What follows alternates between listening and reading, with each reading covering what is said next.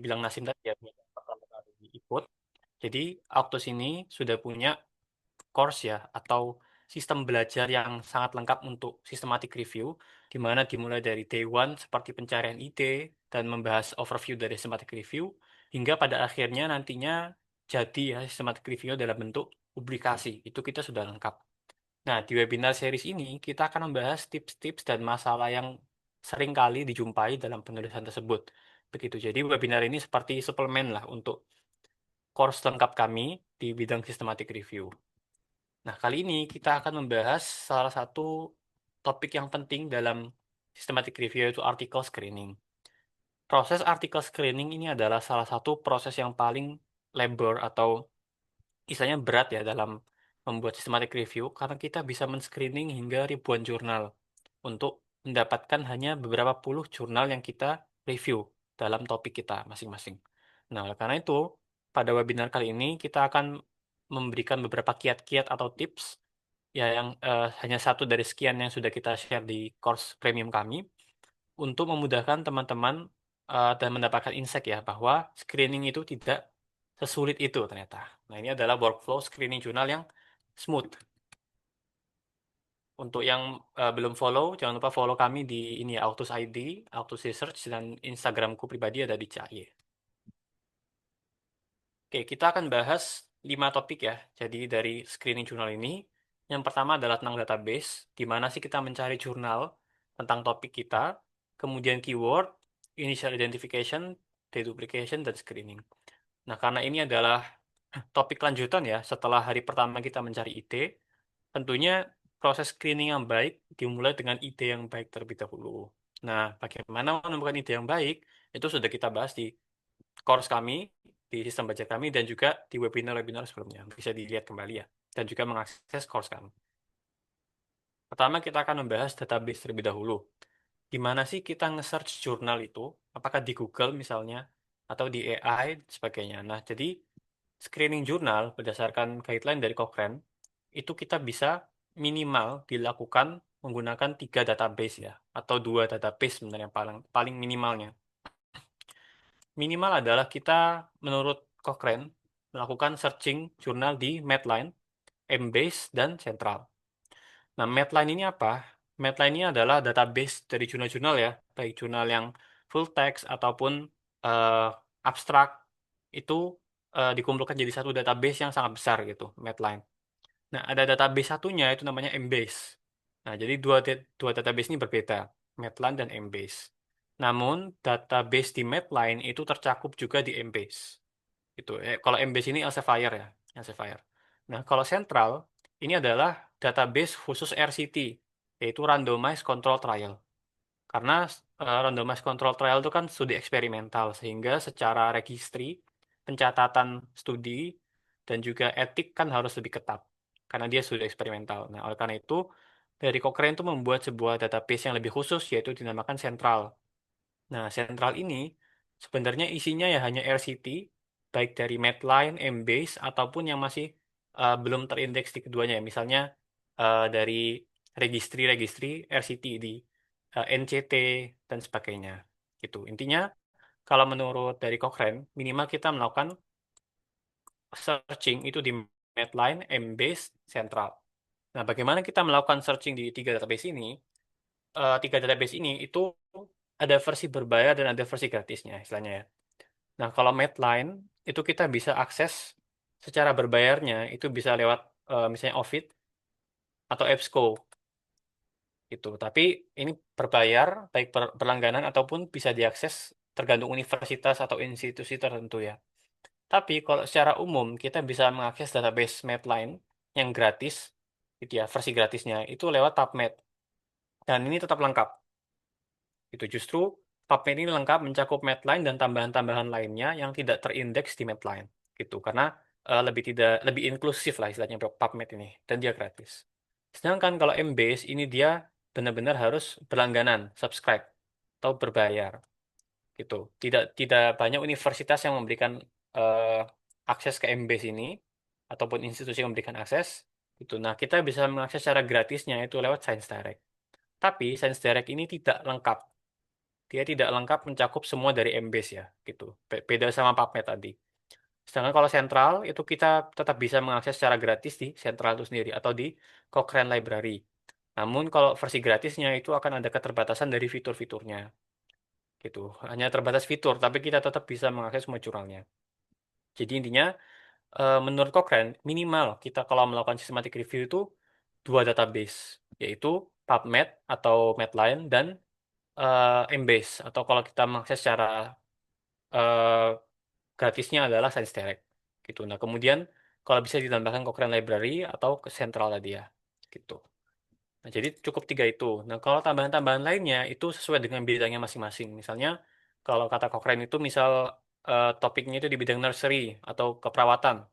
Nah, itu bisa nambah Cinahel. Atau dibilang psikologi nanti akan ada database sendiri. Gitu. Nah, kalau database-database lainnya seperti Wiley, kemudian eh, Web of Science, dan sebagainya itu sebenarnya sudah secara umum tercakup ya di PubMed atau Medline dan juga Embase. Gitu ya. Jadi cukup PubMed Science Direct minimal. Nah, kemudian kita akan masuk ke pembahasan tentang keyword. Keyword ini itu sebenarnya adalah sama aja kayak turunan dari ide, gitu ya. Jadi di bahasan kita sebelumnya kan kita sangat mementingkan ya gimana sih cara menemukan ide systematic review yang bagus. Itu ide systematic review yang bagus itu bisa dirumuskan dalam suatu framework namanya PICO, ya population, intervention, comparison, dan outcome. Maksudnya gimana? Jadi ide itu pasti ada populationnya. Misalnya aku meneliti pada populasi atrial fibrillation atau pasien dengan ACS, acute coronary syndrome, atau pasien dengan GERD, gitu, asam lambung. Itu pasti ada populationnya yang spesifik. Kemudian intervention apa yang sedang mau kamu buat systematic review-nya atau mau dibuat ide penelitiannya. Misalnya untuk ACS kita teliti tentang aspirin. Kita mau mereview tentang aspirin dengan versus comparisonnya adalah clopidogrel, ya, clopidogrel. Nah, terakhir outcome-nya kira-kira apa yang mau diteliti sebagai perbandingan, misalnya kematian, tingkat kematian yang mortalitas, itu, kemudian adverse event dan sebagainya dalam waktu berapa tahun, misalnya 1 tahun atau 6 bulan. Nah, itu ide sistematik review yang bagus harus ada PICO-nya. Nah, dari PICO ini kita akan mencari jurnal-jurnal, baik jurnal observasional atau jurnal eksperimental atau RCT yang sesuai dengan PICO tersebut. Ya, jadi PICO ini sebenarnya adalah ide itu sendiri dan juga sebagai kriteria inklusi. Jurnal-jurnal yang sesuai dengan kriteria PICO ini maka akan kita include dalam systematic review kita. Nah, setelah kita membuat Pico yang baik, cara agar kita merumuskan keyword yang tepat itu adalah kita paling gampang ya, langsung lihat aja systematic review yang sudah ada sebelumnya. Itu. Lalu nanti akan kita lengkapi sedikit aja dengan preliminary searching yang sudah kita lakukan. Contohnya bagaimana ya? Langsung aja. Misalnya di systematic review yang barusan aku tulis itu mengenai atrial fibrillation, pasien dengan atrial fibrillation atau AF yang menjalani LAA closure gitu ya. Anggap aja LAA closure ini sebagai suatu intervensi A gitu ya, nggak usah dibingungin. Nah, kemudian aku mau membandingkan pasien atrial fibrillation yang menjalani A ini antara yang heart failure atau gagal jantung dengan yang tidak gagal jantung. Perbandingannya simpel aja. Itu. Nah, ya apa yang mau aku bandingkan mortalitasnya, stroke, kemudian efek-efek lainnya gitu. Misalnya bleeding gitu ya dan seterusnya. Itu mau aku bandingkan apakah LAA closure ini sama efektivitasnya pada pasien dengan HF atau gagal jantung dan tidak gagal jantung gitu ya. Dengan alasan tertentu. Nah, caranya aku mau menemukan keyword untuk nanti aku searching jurnal yang lengkap tapi juga spesifik, itu tinggal aku lihat di systematic review sebelumnya yang menyebutkan tentang AF, yang menyebutkan tentang heart failure, LA closure, ataupun outcome yang aku sebutkan tadi. Contohnya gimana? Ini ya, aku langsung cari aja di PubMed, atrial fibrillation and heart failure or left atrial appendage closure gitu ya. Nah, kemudian aku search, lalu aku sempitkan, kasih filter systematic review gitu. Nah, aku mau mencari systematic review dengan di judulnya atau di abstraknya itu ada kata-kata atrial fibrillation dan heart failure ataupun left atrial appendage closure gitu. Tujuannya apa? Nah, di sini aku menemukan beberapa systematic review. Aku pilih dua systematic review aja. Ini contohnya atrial fibrillation ablation in heart failure with reduced versus preserved ejection fraction. Ya. Di sini kan ada kata-kata atrial fibrillation dan heart failure. Lalu di sini ada kata-kata atrial fibrillation dan left atrial appendage closure. Nah, kalau ada suatu systematic review, pasti kan disebutkan ya keyword dari keyword searching dari systematic review itu seperti apa. Ini. Nah, kalau kita lihat di metodenya dari artikel tersebut, bisa kita lihat ya, mereka pasti punya search strategi masing-masing dan biasanya ditaruh di bagian suplemen gitu. Ada PDF khususnya. Karena keyword itu panjang banget, teman-teman.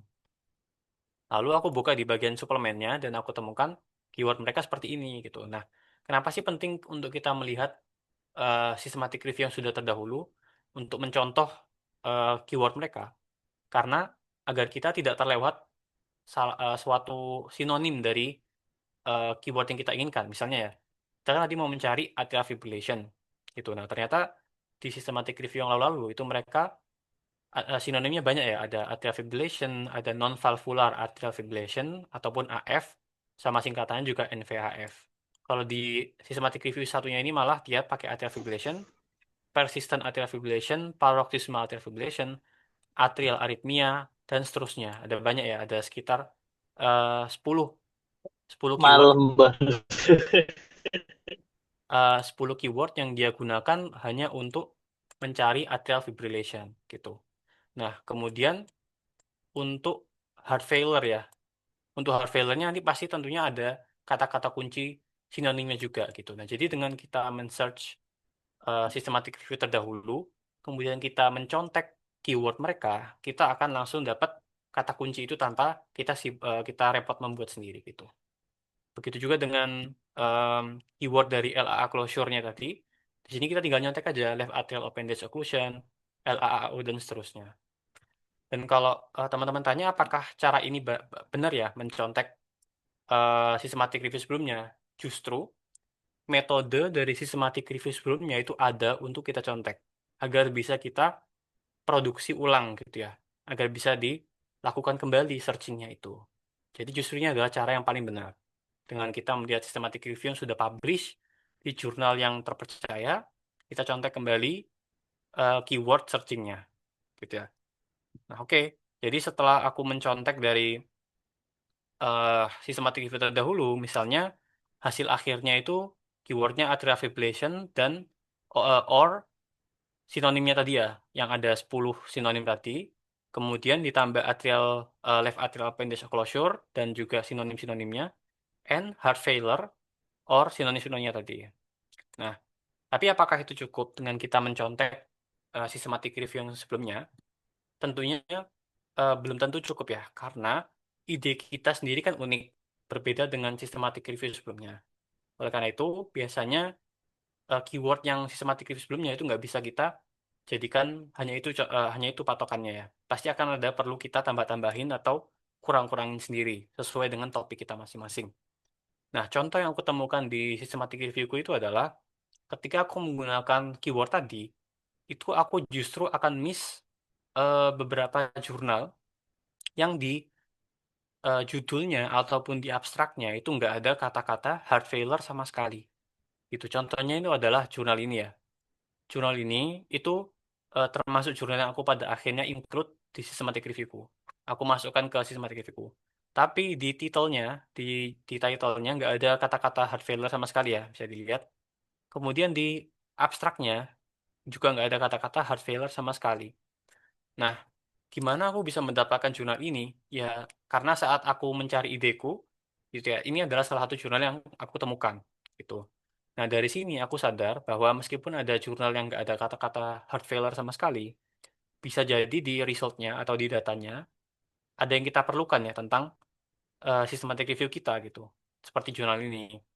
Nah, akhirnya setelah aku mencoba mencocokkan beberapa jurnal yang nggak ada kata-kata yang aku inginkan di titel ataupun abstraknya, Tapi pada akhirnya aku include, ternyata ada satu kata yaitu predictors yang bisa aku gunakan sebagai keyword gitu ya. Ini ada contoh contoh dua jurnal lainnya di mana di judul ataupun abstraknya ada kata-kata predictors dan ternyata pada akhirnya aku include gitu. Nah, oleh karena itu setelah aku modifikasi ulang ya, jadi keyword akhirku adalah seperti ini gitu. Sama left atrial appendage closure dan sinonim-sinonimnya, and heart failure dan sinonim-sinonimnya.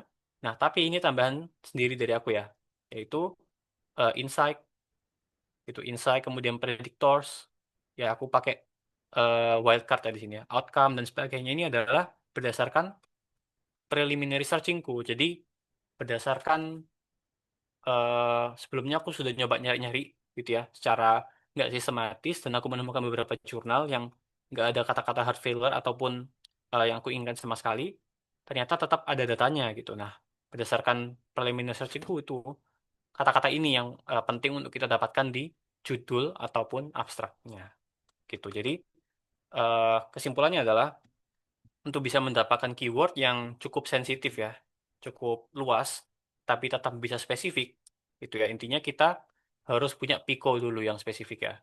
Kemudian dari Pico itu kita coba cari systematic review sebelumnya yang sesuai dengan kata-kata dari Pico kita, misalnya ya tadi AF, kita cari systematic review tentang AF, kemudian heart failure, kita cari tentang heart failure, lalu dari situ kita ambil ya sinonim-sinonimnya, jadikan itu sebagai keyword kita, tapi jangan lupa untuk dimodifikasi dan sesuaikan dengan pencarian ide kita ya. Gitu. Jadi untuk suatu keyword yang baik dan searching yang baik, tentunya tetap perlu ide yang baik gitu ya. Kembali ke course dan webinar kita sebelumnya tentang ide. Gitu. Nah, itu adalah tentang keyword. Pada akhirnya kita menemukan suatu keyword dan kita bisa melakukan searching di PubMed ataupun ScienceDirect. Nah, setelah kita menemukan keyword, tentunya kita akan men-search jurnal di PubMed ataupun ScienceDirect, dan kita akan ke tahap identification ya istilahnya. Maksud dari identification itu seperti apa? Maksudnya adalah, coba kita lihat dulu di Prisma Flow Diagram ini ya. Jadi, di suatu systematic review, itu pasti harus melaporkan Prisma Flow Diagram ini. Tuh, ini adalah salah satu kelengkapan di checklist systematic review. Prisma Flow Diagram ini adalah hasil ya merangkum berapa sih jurnal yang kita dapatkan di awal hingga yang kita include di akhir. Ini proses-prosesnya. Di awal, proses yang paling pertama itu namanya adalah identification atau identifikasi jurnal jumlahnya berapa di awal gitu maksudnya. Jadi yang kita lakukan di awal identification itu adalah kita mencatat ya jumlah identifikasi awalnya lalu kita ekspor jurnal-jurnal tersebut yang bisa nanti kita gunakan di aplikasi yang kita gunakan untuk screening. Gitu ya. Contohnya, langsung aja, keyword tadi aku masukin ke PubMed, lalu di sini keluar 1587 results. Nah, yang kita tulis di sini, di Prisma Flow Diagram bagian paling atas ini, yaitu PubMed 1587 gitu. Nanti Science Direct misalnya 700. Nah, udah gitu. Berarti awalnya ada sekitar 2.287 jurnal. Gitu ya. Dari PubMed 1587. Nah, ini harus dicatat. 1587. Lalu, 1587 jurnal ini langsung kita ekspor, teman-teman. Nggak usah dicatat satu-satu. Kita ekspor caranya dengan pencet Send to ini. Lalu, Selection All Results, Create File. Ya, nah setelah kita create file ini nanti akan langsung kita punya kita ngedownload semua jurnal itu misalnya 1587 itu kita download dalam bentuk BibTeX. Nah nanti BibTeX ini bisa kita import ya kemanapun ke Ryan bisa ke Mendeley kalau misalnya teman-teman pakai Mendeley ya biasanya ataupun kalau aku pakainya Zotero nanti aku kasih tutorialnya. Jadi kita nggak perlu nyatat semua jurnal itu di Excel ataupun spreadsheet secara manual. Kita ekspor semuanya secara langsung.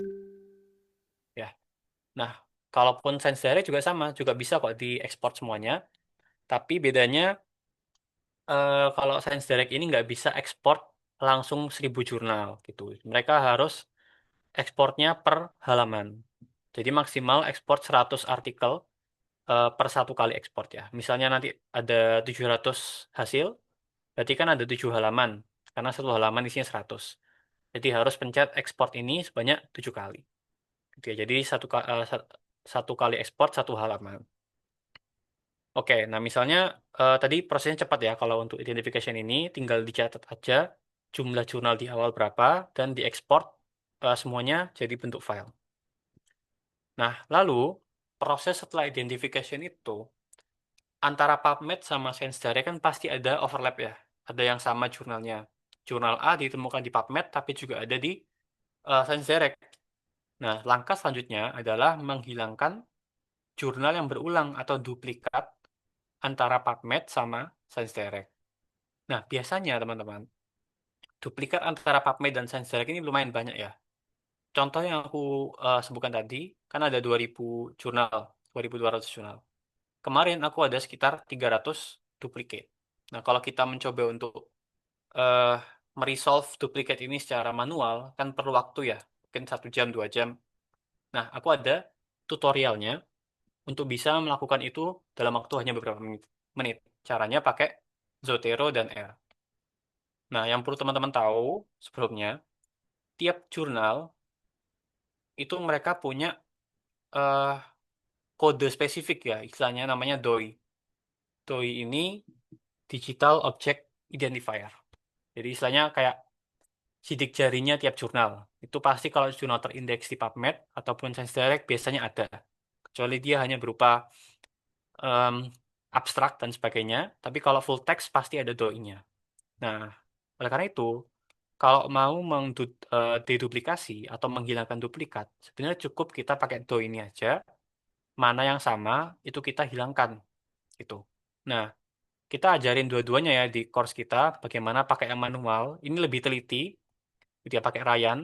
Tapi yang otomatis ini juga bisa. Dan ini yang aku coba share kali ini ya. Caranya adalah teman-teman perlu ada dua aplikasi ya. Namanya Zotero dan satunya R. Oke, aku share screen ya.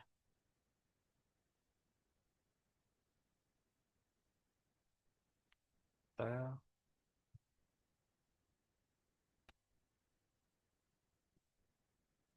Oke, ini sudah kelihatan ya. Nah, aku tadi sudah ngerekam untuk video tutorialnya, jadi kita coba lihat bareng-bareng aja.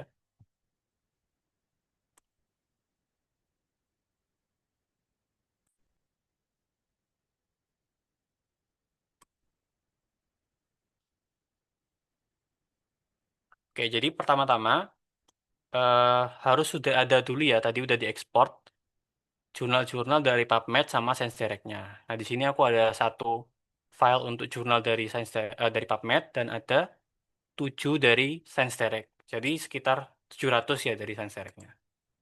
Oke, nah kita pertama-tama ke Zotero dulu, terus bikin collection baru.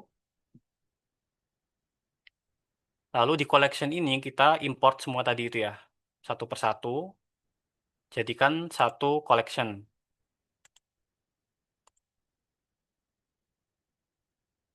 Nah ini ya, ini udah jadi satu collection, udah ada sekitar 2206 item ya. Ada 2206 jurnal. Dijadikan satu collection di aplikasi namanya Zotero. Zotero ini free. Nah, setelah itu ada satu masalah nih teman-teman. Antara doi-nya PubMed sama doi-nya Science Direct itu berbeda.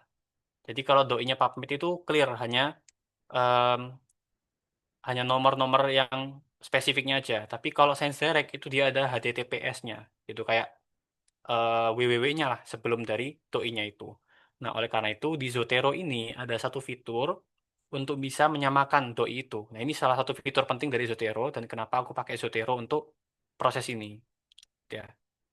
Nah, setelah itu kita samakan doi-nya ya. Doi-nya kita samakan semua dengan klik ini manage doi, lalu verify and clean doi. Ya. Nah, setelah sama semua, pakai plugin namanya doi manager dari Zotero ini, kita ekspor kembali ya collection ini dalam bentuk CSV. Lalu, nah ini ada aplikasi namanya Air Studio teman-teman. Kalau teman-teman belum download aplikasi Air Studio ini harus ya. harus download kalau mau bikin systematic review, karena aplikasi RStudio ini adalah aplikasi untuk analisis data, meta-analisis, network meta-analisis, dan juga untuk deduplikasi ini. Jadi coba di-download dulu. Nah, di RStudio ini kita akan mengimport collection yang sudah kita ekspor dari Zotero tadi. Ya, kita masukin sebagai sebuah data.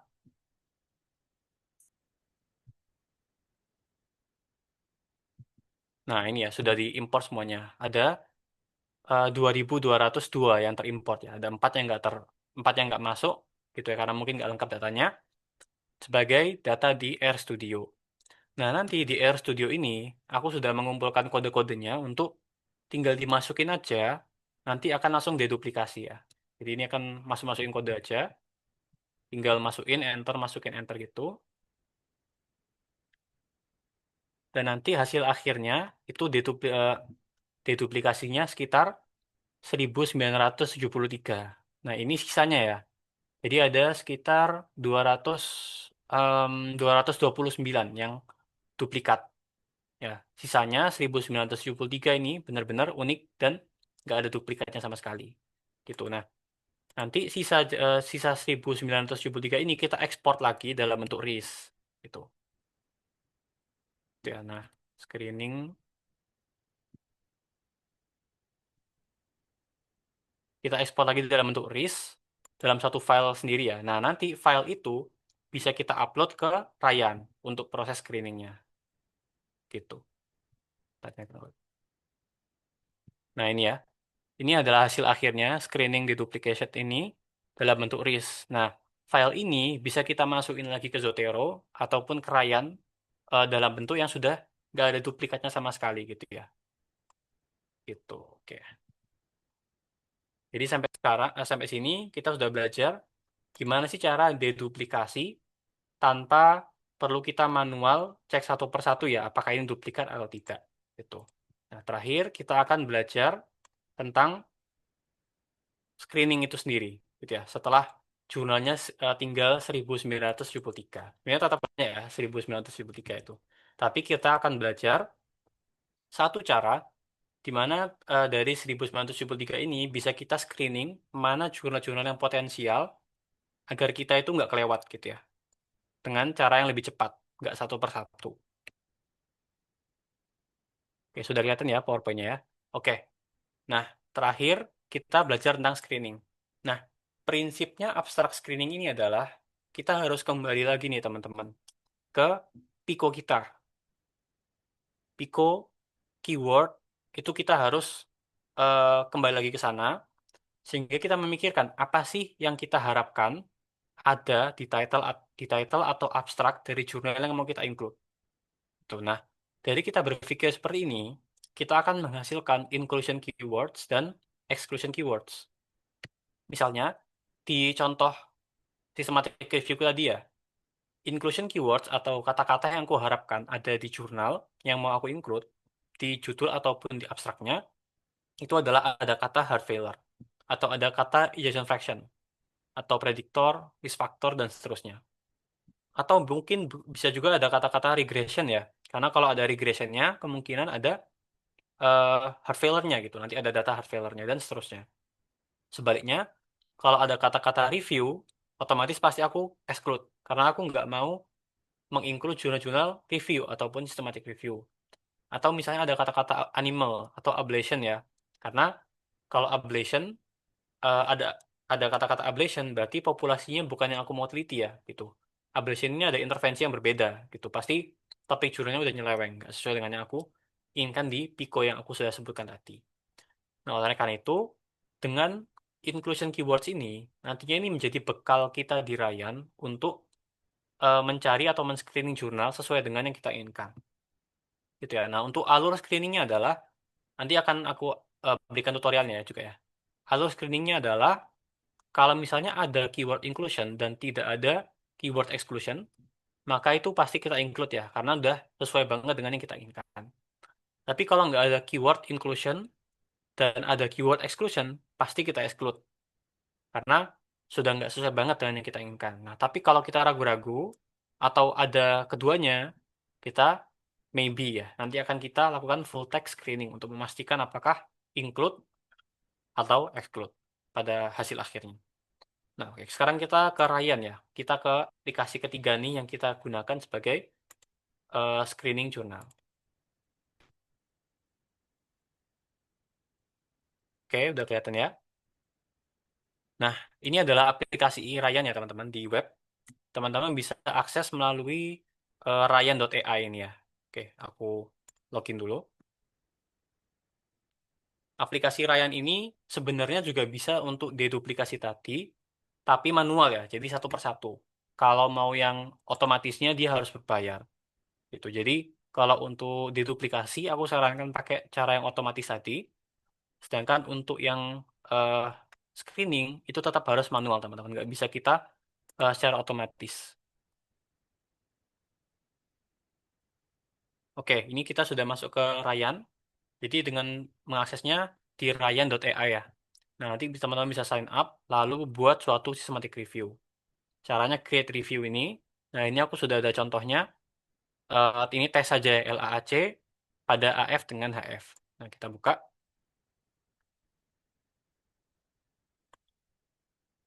Oke, waktu membuka ini, biasanya belum ada ini ya, belum ada angka-angkanya sama sekali. Teman-teman harus add references ini. Nah, waktu add references ini, kan tadi kita sudah deduplikasi nih. Jadi kita select filesnya adalah select files yang sudah kita deduplikasi tadi ya. Yang screening dedup RIS ini. Itu kita open. Nah, nanti akan ke-upload semua jurnalnya tadi ya, 1973. Nah, kalau ada yang bertanya nih, kok di sini menurut Ryan itu kok ada duplicates ya? Masih ada duplicate. Tuh, nah ketika kita klik detect duplicates ini, Ryan ini juga akan mencoba mencari duplicates-nya. Gitu. Nah, kalau teman-teman sudah deduplikasi menggunakan Zotero dan L tadi, ini diabaikan aja. Itu nggak usah dicatat sebagai duplicates lagi. Karena setelah aku tes beberapa kali ya dengan topik yang berbeda, duplikat yang di sini tuh kurang akurat gitu ya. Ini terlalu sensitif lah istilahnya. Yang nggak duplikat dianggap duplikat. Jadi cara yang otomatis tadi sudah cukup sebenarnya. Jadi ada 229 duplikat aja. Ini diabaikan. Nah, kita langsung ke bagian screening ya. Bagian screening ini untuk men-screening jurnal-jurnal mana yang bisa kita include. Tuh, nah, di sini kan kita bisa secara manual dari paling atas sampai paling bawah kita include, exclude dan seterusnya ya. Tapi cara yang mau aku ajarkan di sini itu bukan seperti itu. Kalau kita pakai cara gitu bisa, tapi lama banget dan cenderung nanti di tengah-tengah itu kita nge-skip beberapa yang penting gitu ya. Nah, mending itu kita pakai eh menginclude sebanyak mungkin yang sesuai dengan kriteria kita dulu gitu. Caranya, ini aku share screen dulu ya, bentar. Oke. Nah, caranya tadi kan sudah kita list ya beberapa keyword yang mau kita masukkan sebagai em, inclusion keywords. Misalnya heart failure nih. Nah, aku berharap di jurnal yang aku cari itu ada kata-kata heart failure-nya. Maka aku masukkan nih ke inclusion keyword-nya ini. Nah, ini ya, keywords for include. Itu aku add heart failure gitu ya. Atau di sini aku udah ada nih heart failure. Nah, ini aku klik. Oke, aku kliknya heart failure aja ya. Nah, otomatis dari rayanya ini akan memfilter eh, mana jurnal-jurnal yang di judul ataupun di abstraknya itu ada kata-kata heart failure-nya gitu. Nah, misalnya ini ya, left atrial appendage closure for stroke patient dan seterusnya. Di sini tetap nggak ada ya kata heart failure-nya. Mungkin adanya di full text-nya dan sebagainya gitu. Atau di um, mesh term-nya gitu ya. Tapi secara Ryan dia menganggap ini ada heart failure-nya. Ternyata nggak ada, kita exclude jadinya ya. Di exclude karena nggak sesuai dengan yang kita inginkan. Nah ini atrial fibrillation, ablation ya. Ada kata-kata ablationnya sesuai yang aku sebutkan tadi. Aku nggak mencari tentang ablasi. Itu. Maka ini aku nggak cari. Exclude. Ini juga eh, dari judulnya udah nggak sesuai banget ya. Ini nggak sesuai banget. Nah, ini contoh yang sesuai ya. Sesuai dengan yang aku cari. Safety of LAA closure pada heart failure patient. Itu. Ada kata-kata heart failure-nya. Ini aku include. gitu, dan seterusnya. Ini kita akan mencari hanya di 366 ya. Tadi kan 1973. Sekarang aku cuma cari di 366 jurnal aja. Udah kita persempit. Nah, 366 jurnal ini coba dicari dulu sampai akhir, gitu ya.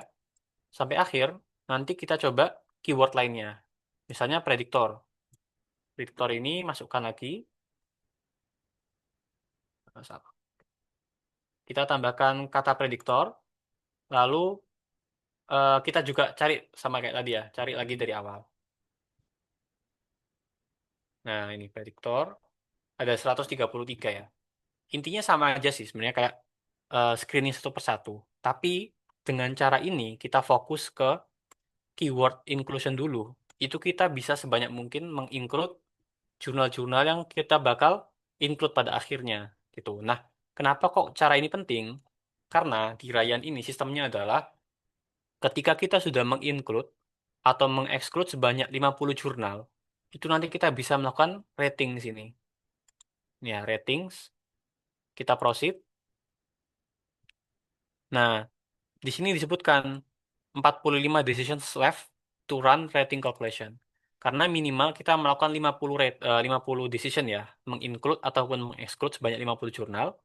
Nanti dari AI-nya ini akan men-rating kira-kira jurnal ini berapa sih kemungkinannya untuk kita include. Nah, gitu nanti kita akan bisa mensortir, kita urutin ya jurnalnya itu berdasarkan ratingnya itu gitu. Jadi yang paling mungkin untuk kita include itu di paling atas, yang paling nggak mungkin untuk kita include itu di paling bawah gitu. Nah, dengan cara seperti itu nanti kita bisa cepat ya dapat jurnal-jurnal yang bakal kita include di awal. Pas sudah di tengah-tengah itu kita bisa dengan PT lebih cepat untuk mengexclude-nya gitu. Karena jurnal-jurnal yang sudah kita include itu ada di setengah awal biasanya. Gitu sih. Oke, Oke, kita udah sampai di akhir ya.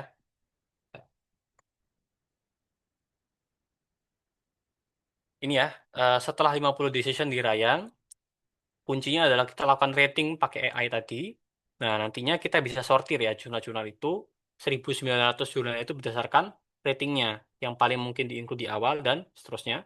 Sampai yang paling nggak mungkin di-exclude, paling mungkin di-exclude. Nah, oleh karena itu, dengan cara seperti itu, bisa lebih cepat banget ya screeningnya. Karena yang kita include sudah ada di setengah awal biasanya. Terakhir kita tinggal exclude atau bahkan langsung kita semuanya exclude gitu ya. Karena sudah paling sangat tidak mungkin kan untuk di-include. Oke, mungkin itu yang bisa aku sampaikan untuk terkait screening jurnal. Nah, kalau ada yang mau ditanyakan, bisa kita diskusikan ya. Oke, terima kasih banyak, Dr. Yusuf. Mungkin saya coba stop recording dulu.